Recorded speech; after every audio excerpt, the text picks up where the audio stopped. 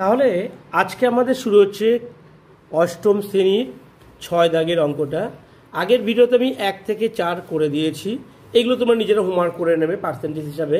6 দাগের অঙ্ক থেকে দেখো, বলেছে জলে হাইড্রোজেন ও অক্সিজেন অনুপাত 2:1।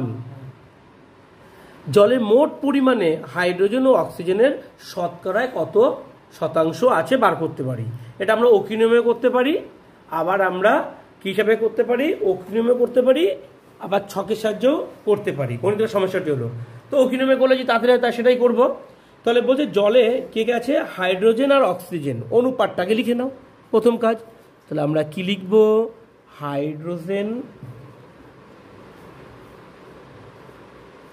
ইক্স টু কে আছে, অক্সিজেন। অনুপাতটা বইতে কত বলেছে, 2:1। তার মানে 2 ভাগ হাইড্রোজেন 1 ভাগ অক্সিজেন, তাই তো? আচ্ছা, তাহলে জলের মোট পরিমাণের হাইড্রোজেন অক্সিজেনের শতকরায় কত ভাগ আছে। তাহলে শতকরা, তাহলে আমরা হাইড্রোজেনের আনুপাতিক ভাগার বার করি। তাহলে আমরা লিখব হাইড্রোজেনের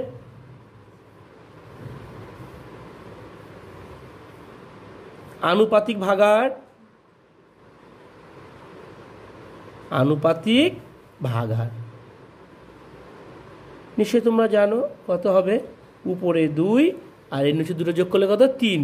3 ভাগের মধ্যে 2 ভাগ আছে হাইড্রোজেন, আর অক্সিজেন কত হবে এটাও বার করো।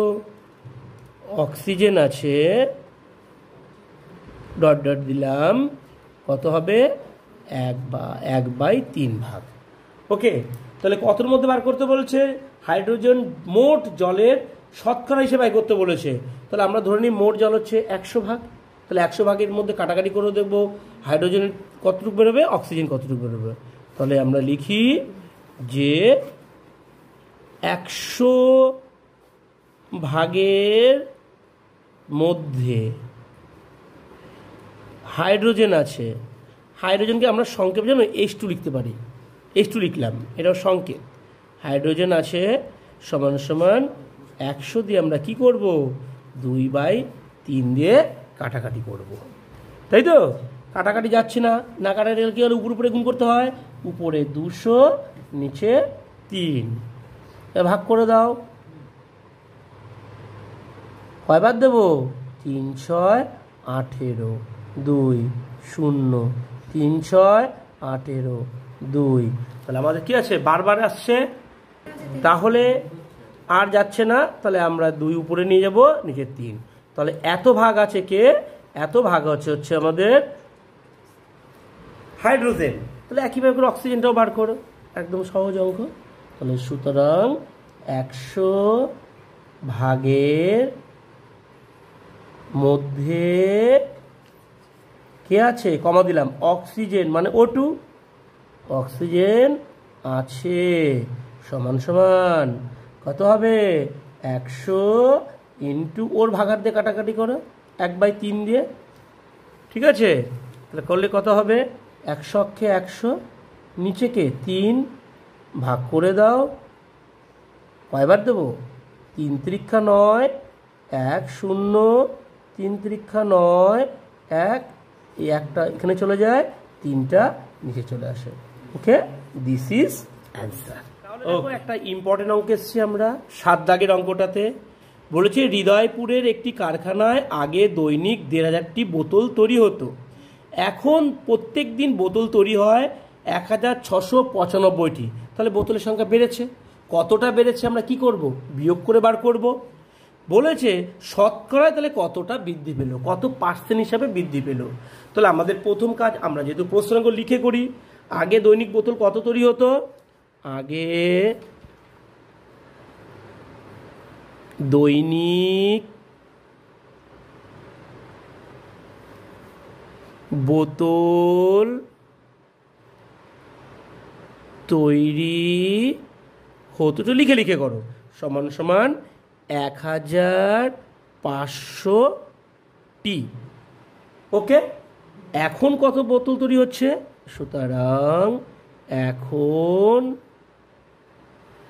দৈনিক বোতল তৈরি হয় হতো না, হয়। কত হচ্ছে? 1695টি, তাই তো? তাহলে এখন বোতল কতগুলো বেশি হচ্ছে সেটা বার করি। সুতরাং এখন দৈনিক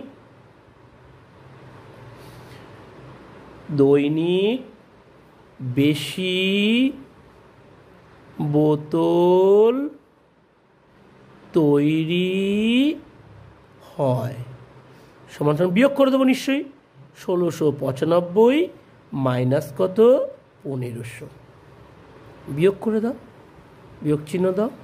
5, 9, 195টি বোতল। উত্তরে কি চেয়েছে? শতকরায় কত বোতল বেশি তৈরি হচ্ছে, শতকরায়। তাহলে এটা আমরা অকিনমে করতে পারি, তো অকিনমে করে দিই। তাহলে তাহলে আগে হতো 1500টি বোতলের মধ্যে 195টি বোতল এখন কি হয়? বেশি তৈরি হয়। তাহলে আমরা অকিনমে করছি আমরা, হ্যাঁ। তাহলে আমরা লিখব 1500 মানে 1500টি বোতলের মধ্যে কমা দিলাম বেশি উৎপাদন হয় কয়টি? 195টি, তাই তো? ও কিভাবে করি? একটি বোতলের মধ্যে বেশি উৎপাদন হবে, 1500-এ যা হয় একটিতে কম হয়। কম হলে কি হয়? এই 195 উপরেই থাকে, 1500 কিসে চলে আসবে? নিচে চলে আসবে, এতটি। এইবার বলেছে কতর মধ্যে বার করতে বলছে? শতকরায় কত? 100-তে কত? তাহলে এখানে কত লিখবো? শতকরা মানেই 100। 100টি বোতলের মধ্যে বেশি বোতল উৎপাদন হবে। তাহলে 195 ইন্টু 100-এর উপরে চলে যাবে। একে যা হয় 100-তে বেশি হয় বলে 100 উপরে চলে যায়, নিচে 1500, এতটি বোতল, তাই তো? এবার তোমরা কাটাকাটি করো। কি কাটাকাটি করবো? এর দুটো শূন্য, এর দুটো শূন্য কেটে দেবো, তাই তো? আচ্ছা, 5 দিয়ে কেটে দিই, 3 5 15, 5 দিয়ে কেটে দিই, 3 5 15, আর 5 নং 45, আর এটা কেটে দিই 3 13 39। অর্থাৎ কত পার্সেন্ট বোতল বাড়লো? 13%। This is answer. ফুল বাকি উত্তরটা তোমরা লিখে নিও। এবার দেখো আমরা এসছি 8 দাগের অঙ্কটিতে। বলছে সাধারণত বায়ুতে নাইট্রোজেন, অক্সিজেন, কার্বন ডাইঅক্সাইড গ্যাসের পরিমাণ এত পার্সেন্ট, এত পার্সেন্ট, এত পার্সেন্ট। অর্থাৎ প্রথমটা হচ্ছে নাইট্রোজেন, তারপরটা হচ্ছে অক্সিজেন, তারপর হচ্ছে কার্বন ডাইঅক্সাইড।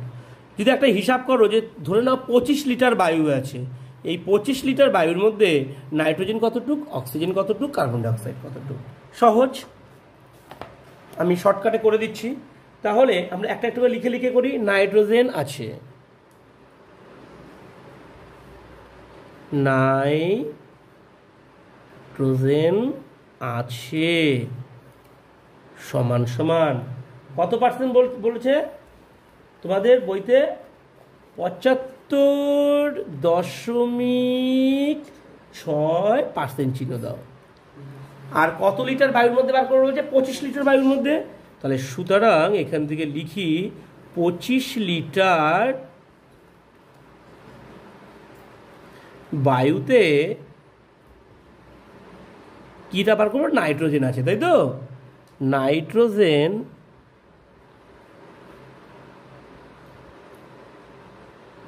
আছে সমান সমান, তোমরা কি করবে? এই 25 লিটার দিয়ে নাইট্রোজেনের পার্সেন্ট দিয়ে আমরা কাটাকাটি করব, তাহলে হয়ে যাবে। নাইট্রোজেন কত? 75.6, আর শতকরার কত? 100 নিচে চলে আসবে। আগে লেসনও শিখেছ, দশমিক তুলে কত আনবো? দশমিক জায়গায় 1 ধরতে হয়, আর ডান দিকে যতগুলো ঘর ততগুলো শূন্য ধরতে হয়। একটা ঘর আছে বলে একটা শূন্য। কাটাকাটি করো, প্রথম উত্তরটা মিলে যাবে। 25 দিয়ে ডাইরেক্ট 100-কে কেটে দাও, 4 25 100, তাই তো? আচ্ছা, 4 দিয়ে এটাকে ভাগ যায় কিনা দেখে নাও। 4 অক্ষে 4, 3 35, 4 8 32, 4 দিয়ে ভাগ মেলে, এটাকে 4 দিয়ে ভাগ করে দাও। একবার দিই, 4 অক্ষে 4, 7 বিয়োগ করলে 3 35, 4 8 32, হাত থেকে 3 36, 4 নং 36। কত হলো? উপরে 189, নিচে 10। তোমাদের এই নিয়মটাও শিখিয়েছি, 10 দিয়ে যদি 189কে ভাগ করো, অর্থাৎ এই নিয়মগুলো শিখবে, ভাগ 10, তাই তো? এটা ভাগ করতে লাগে না। 10-এর কটা শূন্য? একটা শূন্য, এর ডান দিক থেকে এক ঘর পর দশমিক চলে আসে, অর্থাৎ এটার উত্তর হচ্ছে 18.9 লিটার। এই ব্যাপারে বাকি দুটো বার করে উত্তরে যাবে, একটা উত্তর হয়ে গেল, আমাদের নাইট্রোজেনটা বেরিয়ে গেল। সেম প্রসেস ভাবে আমরা কোনটা বার করব? অক্সিজেন বার করব। তাহলে আমরা আবার লিখি, একইভাবে করে শুরু করি একটু এখান থেকে, যে 25 লিটার বায়ুতে, এবার কি বার করব? অক্সিজেন আছে। কি আছে? অক্সিজেন আছে। সমান সমান, তাহলে 25 লিটার ইন্টু পাঠ্যবইতে কত পার্সেন্ট বলেছে? 23.04 পার্সেন্ট হিসাবে, মানে তাহলে 100 নিচে চলে আসবে। এবার আবার দশমিক তোলো, দশমিক তুলে 1 ধরবো। কটা ঘর আছে ডান দিকে? দুটো। তাই এবার দুটো শূন্য হবে, কিন্তু এবার একটা শূন্য নয়। এবার কাটাকাটি করো, 25 দিয়ে 100কে উড়িয়ে দাও, 4 25 100, তাই তো? দেখি 4 দিয়ে এটাকে ভাগ যায় কিনা। 4 দিয়ে এটাকে যদি ভাগ করে দিই, 23 আছে, 4 ছক 24, 6 বাদ দেবো না, 5 বাদ দেবো, 4 5 20। এগুলো শিখে নেবা, মুখে মুখে কী করে ভাগটা মেলাতে হবে। এই না আছে 23, তাহলে হাতে থাকে 3, 3-এ পাশে শূন্য দিয়ে 30 ধরে নাও। আবার 4 ঘরে নামতে পড়ো, 4 7 28, আবার হাতে থেকে 2 হয়ে গেল, 4 মিলে 24, 4 ছক 24। ঠিক আছে, এবার আমরা কত ভাগ করব? 576কে 100 দিয়ে। এইমাত্র শেখালাম যে ভাগটা করতে লাগবে, লাগবে না। 100 কটা শূন্য? দুটো। 2 ঘর পর দশমিক ডান দিক থেকে বসিয়ে দাও, তাহলে 1 ঘর 2 ঘর, এখানে দশমিক চলে আসবে, 5.76 লিটার। This is answer. অক্সিজেনটাও বেরোলো। এইবার আমরা কোনটা বার করব? আমরা সেম ভাবে বার করব এবার কার্বন ডাই অক্সাইড। তাহলে আবার একটু লিখি আমরা, সুতরাং 25 লিটার বায়ুতে, কমা কি আছে? কার্বন, CO2 মানে carbon die oxide, carbon die oxide আছে, সমান সমান কি করব? 25 ইন্টু কার্বন ডাইঅক্সাইডের পার্সেন্ট কত বলেছে পাঠ্য বইতে? 1.36, শতকরার 100, দশমিক তুলে আবার 100। ওকে, এবার কাটাকাটি করো সুন্দর করে, 25 দিয়ে 100কে উড়িয়ে দাও, 4 25 100, 4 দিয়ে 136কে ভাগ করে দাও, 3 4 12, 13, হাতে থাকে 1, 16, 4 4 16, আর ভাগ করতে হবে না। কত হলো? 34 ভাগ 100। এবার 100 কটা শূন্য? দুটো। 2 ঘর পর দশমিক চলে আসবে, তো 2 ঘর পর আসবে, 3-এর পাশে চলে আসলো, এটা শূন্য দিয়ে নাও।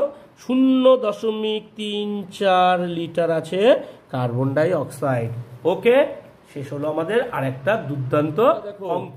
বলেছে তৃষা মিলন দাদার বইয়ের দোকান থেকে একটি বই কিনলো। বেশ, মিলন দাদা বইয়ের উপর লেখা দামের উপর, মানে MRPর উপরে পর্যায়ক্রমে, মানে পর পর, প্রথমে ছাড়লো 10% ছাড় দিল, পরে দিল কত? 5% ছাড় দিল। বইটির উপরে লেখা দাম ছিল 200 টাকা। তাহলে এবার বলো তো, তৃষা মিলন দাদাকে কত টাকা দিল বইটা কিনতে? দেখো কি সুন্দর করে আস্তে আস্তে বার করে নাও। তাহলে প্রথম আমার লিখতে হবে বইটির উপরে লেখার দাম কত ছিল, তাই তো? তাহলে আমরা লিখি বইটির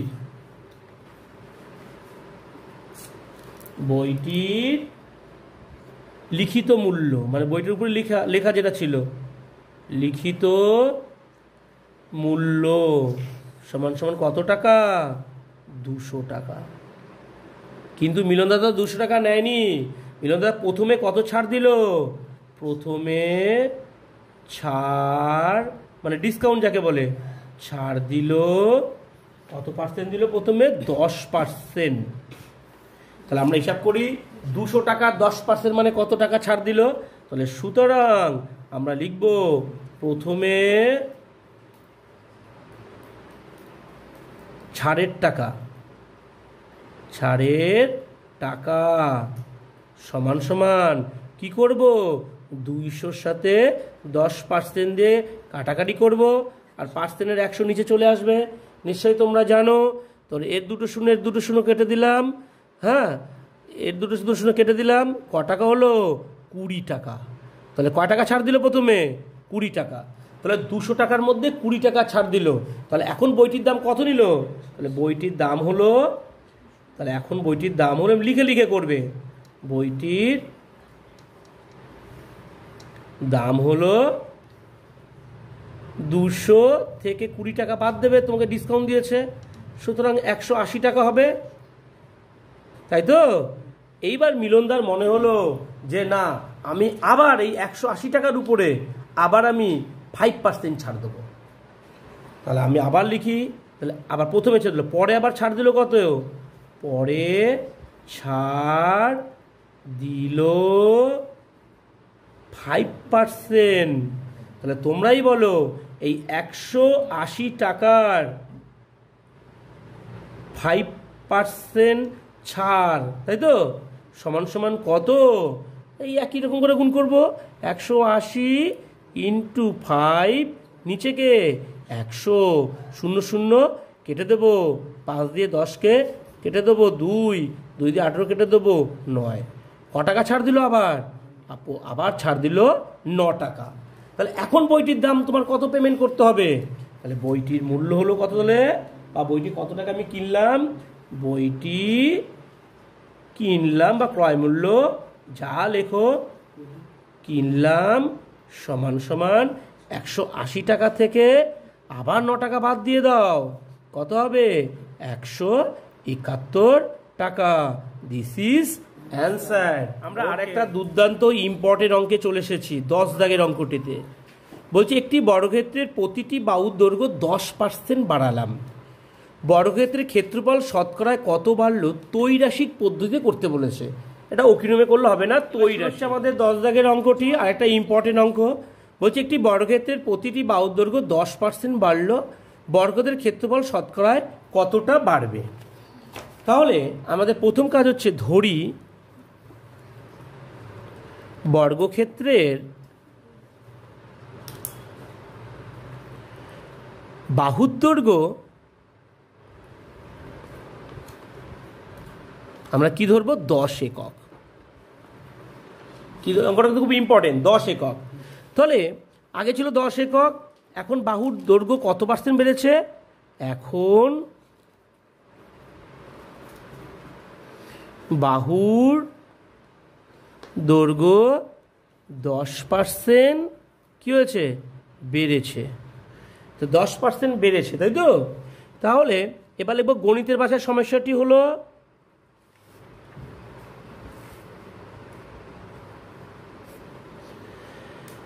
দশ % বেড়েছে। তারপরে এখানে লিখব পূর্বের বাহুর দৈর্ঘ্য, পূর্বের বাহু, আর এই ছকে লিখব বর্তমান বাহু। পূর্বের বাহু কত ছিল? 10 একক। বেড়েছে কত %? বর্তমান বাহুর দৈর্ঘ্য বেড়েছে কত %? 10%, তাই তো?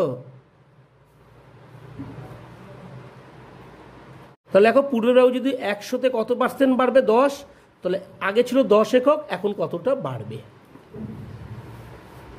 তো এবার নিজের সমস্যাটা সাজাও, যে পূর্বের বাহু ও, তাহলে আমরা ধরেছি পূর্বের বাহু ছিল ধরেছি 100, আর বর্তমান বাহুকে 10% বেড়েছে, তাহলে 100 যোগ 10, 110 হয়েছে। তাহলে আমরা পূর্বের বাহু কত একক ধরেছি? 10 একক। তাহলে বর্তমান একক কত হবে? তাহলে পূর্বের বাহু ও বর্তমান বাহুর মধ্যে সরল সম্পর্ক, কারণ পূর্বের বাহু দেখো কমেছে, 100 জায়গায় 10 হয়েছে, তাহলে বর্তমান বাহুটা কী হবে? কমবে। তাহলে ভগ্নাংশটি কী হবে? 1-এর চেয়ে ছোটো হবে, উপরে 10 নিচে 100। এগুলো লাগো, সুতরাং বর্তমান বাহু হবে সমান সমান এই 110 গুণ 10 নিচে 100, একটা শূন্য একটা শূন্য একটা শূন্য একটা শূন্য, কত হলো 11 অক্ষে 11 একক।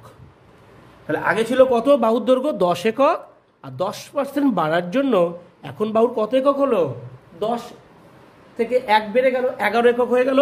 এইবার আমাদের বলছে ক্ষেত্রফল শতকরায় কত বেড়েছে, কি বার করতে বলছে ক্ষেত্রফল। আবার এখানে লিখি, সুতরাং এখানে করে দিলাম, সুতরাং পূর্বের ক্ষেত্রফল, পূর্বের বর্গ ক্ষেত্রের ক্ষেত্রফল।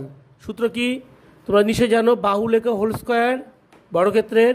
তাহলে বাহুটা কত ছিল পূর্বের 10, তার বাইরে হোল স্কোয়ার, আর 10 10কে কত 100 বর্গ একক, এটা পূর্বের ছিল।